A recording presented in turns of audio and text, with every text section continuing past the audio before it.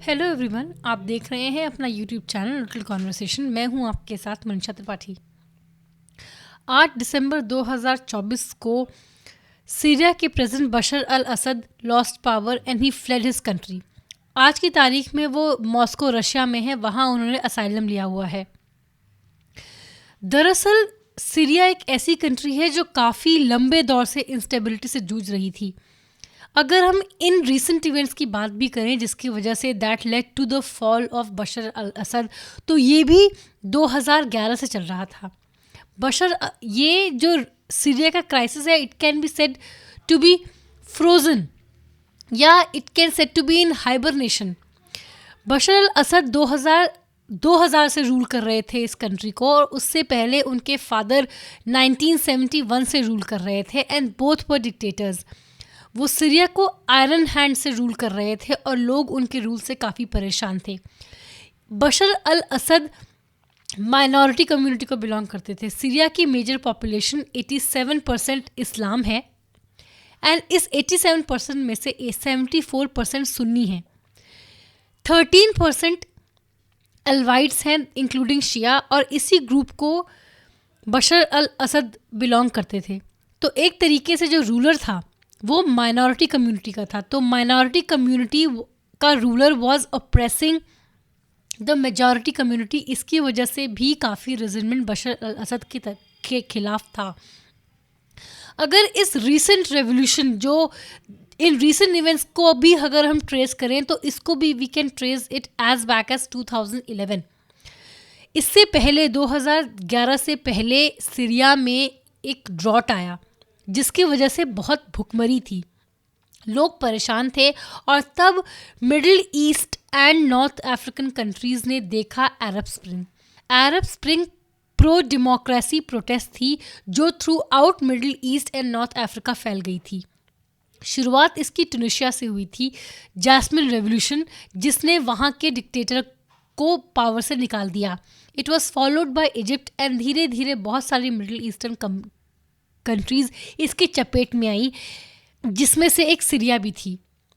हालांकि वहाँ के बाकी डिक्टेटर्स जैसे लिबिया के गद्दाफी, दे वर किल्ड और displaced from power, they had to leave power. लेकिन बशर अल असद उस समय न तो मारे गए और ना ही उन्होंने पावर लूज किया। ही मैनेज्ड टू रिटेन पावर। क्यों? क्योंकि इंटरनेशनल एक्टर्स जैसे Russia and Iran, they were propping up his government. इनके सपोर्ट की वजह से बशर अल असद पावर तो लूज नहीं किए, लेकिन कंप्लीटली इस प्रोटेस्ट को पूर्ण विराम भी नहीं लगा पाए, फुल स्टॉप भी नहीं लगा पाए। He could not put a complete halt to this protest. शुरुआत इस प्रोटेस्ट की हुई थी एक ड्रॉट स्ट्रिकन रूरल विलेज से कॉल्ड दारा। यहाँ पे कुछ स्टूडेंट्स ने, कुछ बच्चों ने एंटी एस्टैब्लिशमेंट ग्राफिटी बनाई, जिसके बाद अथॉरिटीज़ ने उनको अरेस्ट कर लिया। इस वजह से प्रोटेस्ट हो गया, एंड एस्टैब्लिशमेंट का जो रिस्पॉन्स था वो था more violence and attack. They responded with a very heavy hand on the protesters. जितना अथॉरिटी एंड एस्टैब्लिशमेंट ने वायलेंस रिजॉर्ट किया, उतने ही प्रोटेस्ट को हवा मिली। तो धीरे धीरे प्रोटेस्ट बढ़ता गया। वो लोग गवर्नमेंट वायलेंस का यूज़ करती रही, एंड प्रोटेस्ट और बढ़ता गया। एंड इस हैवी हैंडेडनेस की वजह से प्रोटेस्ट को और विजिबिलिटी मिली और ट्रैक्शन मिला। धीरे धीरे इस सिविल वॉर में नए एक्टर्स जुड़ते गए। एक तो गवर्नमेंट थी बशर अल असद की, एक था हयात Tahrir al Sham, that was led by Abu Mohammad al Julani. ये सीरिया में अलकायदा का ब्रांच था। इसके बाद Syrian Democratic Force, that was a collection of Kurdish militants. Syrian National Army, जो कि it was backed by Turkey. Iran and Russia, ये Assad की गवर्नमेंट को सपोर्ट कर रहे थे। तुर्की एंड यूएसए वो सपोर्टिंग एंटी असद फोर्सेस। 2021 में सीरिया ने एक और ड्रॉट देखा, जिसके बाद वाटर शॉर्टेज हुई, खाने के दाम आसमान छूने लग गए, विदरिंग फार्मलैंड्स। इस प्रोटेस्ट के पहले कम से कम जो गैस एंड ऑयल सीरिया में प्रोड्यूस होती थी, उससे डोमेस्टिक नीड्स मीट हो जाती थी, लेकिन प्रोटेस्ट के बाद ये जो सोर्सेस थे ऑयल एंड गैस के, ये रेबिलियंस के हाथ में पड़ गए और असद को, बशर अल असद को इंपोर्ट करना पड़ गया ऑयल एंड गैस, जिसकी वजह से जो खाने के दाम, फूड प्राइसेस ऑलरेडी इतने आसमान छू रहे थे, दे स्काई रॉकेटेड इवन फर्दर। 2022 में जब रशिया ने यूक्रेन को अटैक किया, उसके बाद globally economic shock waves encounter किए गए, जिसका धक्का सीरिया को भी लगा। एक ऑलरेडी खराब हालत और ख़राब हो गई। 2023 में सीरिया में एक अर्थक्वेक आया, जिसकी वजह से 6000 सीरियंस मारे गए और 6 लाख सीरियंस डिस्प्लेस हो गए। जब इजराइल ने लेबनान पे हमला बोलना शुरू किया, तो लेबनान में से कुछ लोग सीरिया में आने लगे टू टेक रेफ्यूज। इसमें से तो बहुत लोग ऐसे थे जो सीरिया से ही भाग के गए थे लेबनान में रेफ्यूज लेने, लेकिन फेस्ड विद नो चॉइस और नो ऑप्शन, उनको वापस सीरिया लौट के आना पड़ा। जो गाज़ा, ईरान, लेबनान के स्पिलओवर इफ़ेक्ट्स थे, उसने भी सीरिया पे इफेक्ट दिखाना शुरू किया। रशिया, ईरान ऐसे दो इंटरनेशनल एक्टर्स थे जो बशर अल असद के रजीम को सपोर्ट कर रहे थे, लेकिन रशिया यूक्रेन में ऑक्यूपाई हो गया और ईरान इजराइल से लड़ते लड़ते परेशान हो गया। हिजबुल्लाह पे जब इजराइल ने अटैक करना शुरू किया, तो लेबनान की भी हालत ध्वस्त होनी शुरू हुई। इन सब की वजह से जो इंटरनेशनल सपोर्ट बशर अल असद को मिला था, वो भी वीकन होने लग गया। तो domestic crisis, civil war, natural calamities जैसे कि earthquake and drought, and international factors, weakening of international support, ये सारे फैक्टर्स कंबाइन करके led to the fall of Bashar al Assad regime on 8 December 2024। जो इतने लंबे समय से जो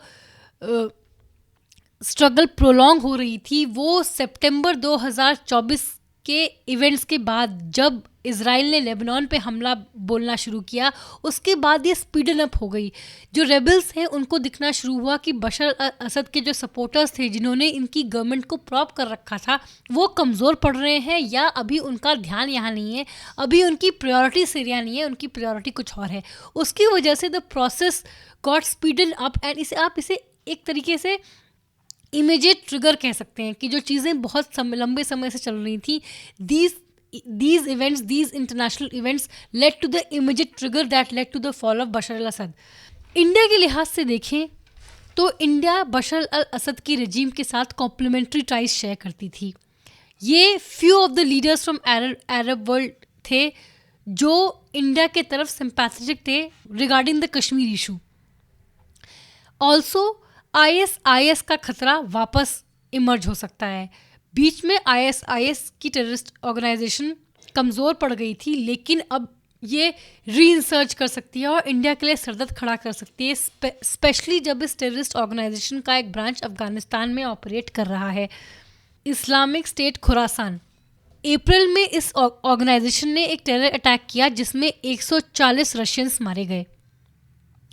ये इसके ऑनलाइन प्रोपेगेंडा में रेगुलरली इंडिया को टारगेट किया जाता है। अगर कोई ऐसी रजीम आ गई जो कश्मीर की तरफ सिंपैथेटिक नहीं है, या कोई नया टेररिस्ट ग्रुप रीइंसर्जेंट हो गया, तो इंडिया के लिए एक बड़ा सिक्योरिटी थ्रेट हो सकता है और कश्मीर के लिहाज से सरदर्द भी खड़ा हो सकता है न्यू दिल्ली के लिए। इसलिए इंडिया न्यू दिल्ली शायद कंसर्न हो। With the fall of Bashar al Asad वहाँ के लोग खुशियाँ मना रहे हैं क्योंकि वो एक बहुत ही ऑप्रेसिव रजीम थी। There is a quest for freedom in Syria, लेकिन वहाँ इतने सारे फैक्टर्स हैं, regional interest, foreign influence, economic decay, और बहुत सारे एग्जाम्पल्स हैं उन कंट्रीज़ में जहाँ अरब स्प्रिंग हुए थे, सक्सेसफुल हुए थे, वहाँ पे या तो कंट्री सिविल वॉर में डिसेंड कर गई या एक डिक्टेटर के हाथ से दूसरे डिक्टेटर के हाथ में चली गई। तो अभी सीरिया के लोग सेलिब्रेट तो कर रहे हैं, लेकिन वहाँ का future is still mired in uncertainty. As we speak Syria का फ्यूचर क्या है, इस पर क्वेश्चन मार्क लगा हुआ है। आज के लिए इतना ही, मुझे दीजिए इजाज़त। ऐसे टॉपिक्स पर चर्चा के लिए बने रहें मेरे चैनल लिटिल कॉन्वर्सेशन के साथ। इस वीडियो को लाइक करें, शेयर करें, इस वीडियो पे अपनी राय ज़रूर दें, मेरे चैनल को प्लीज़ सब्सक्राइब करें। सी यू अंटिल नेक्स्ट टाइम।